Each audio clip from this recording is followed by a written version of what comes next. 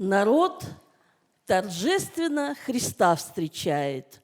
Пришел в движение Иерусалим, свои одежды, ветви постилают, осанна восклицают перед ним. Когда ж приблизились они к Иерусалиму, Христос заплакал, глядя на него. Что сделала печаль невыносимой, заставив плакать Бога самого?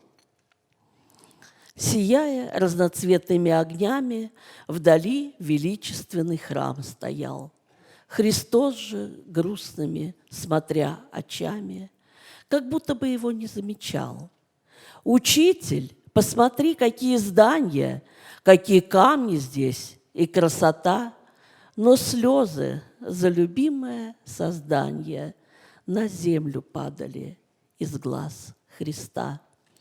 Он слезы лил за грешное творение, и сердцу больно было от того, что не узнали время посещения, не приняли Мессию своего.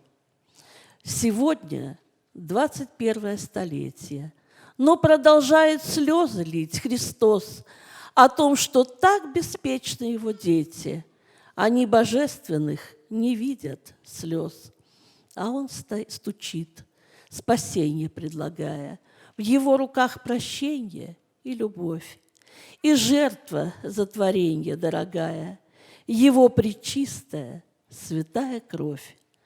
Сегодня благодатный день спасения. Спаситель ждет, чтоб каждый дверь открыл.